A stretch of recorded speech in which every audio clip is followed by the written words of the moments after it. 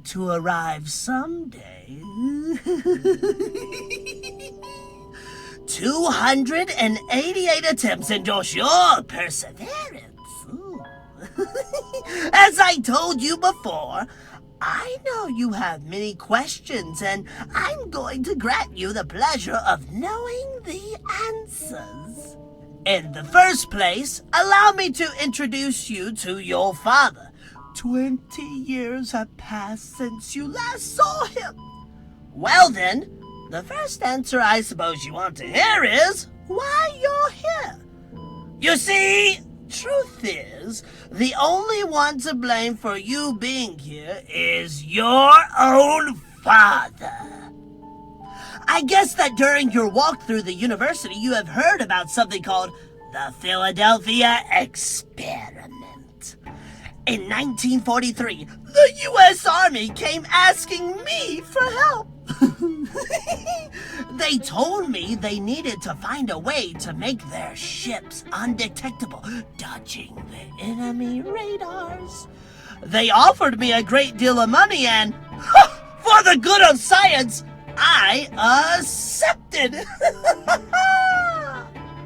I was in charge of a group belonging to the scientific elite of the time, and we developed a system based on electromagnetic waves to create a field that surrounds the ship so the sound waves coming from enemy radars would get through it. Something went wrong.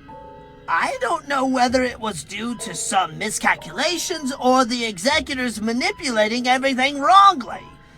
But what at first was meant to be an inoffensive experiment ended with the lives of 10 submarines and a one-way ticket to the madhouse for others. The only person who got out of there unharmed was your father.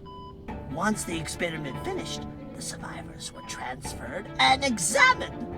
I had to carry out some tests on Benjamin. I discovered his brain activity surpassed the usual limits, so I decided to investigate further.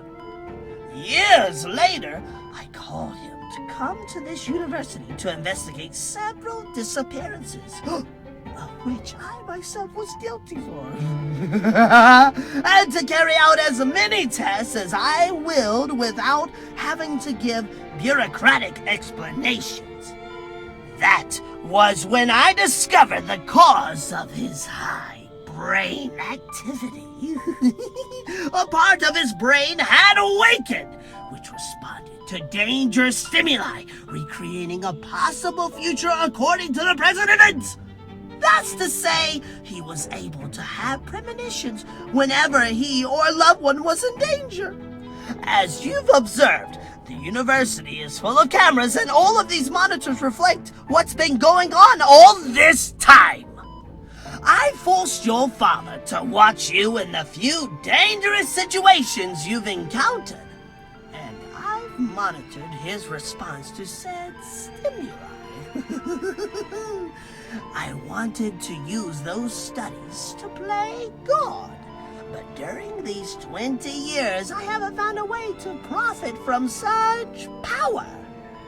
My last hope was bringing his stimulus to the limit with you, but it has also failed.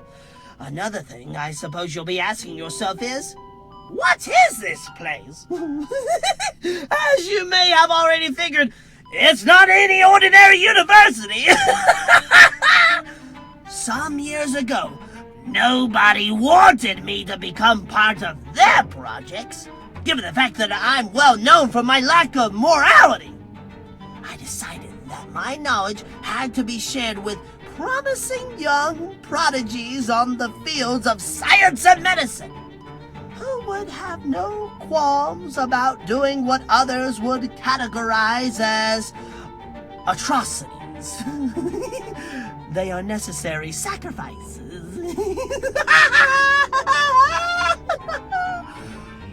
What would become of medicine if atrocities and perfidious features of which humanity reprints from had taken place? The end justifies all means. That's why I created this institution. A place where only the most bright and decided people would be chosen by me to work under my orders. As experiments advanced, it wasn't enough to have 1 or 2 laboratories locked with a simple key at the university. I needed a place where nobody could snoop around. And what better place could there be than right beneath it?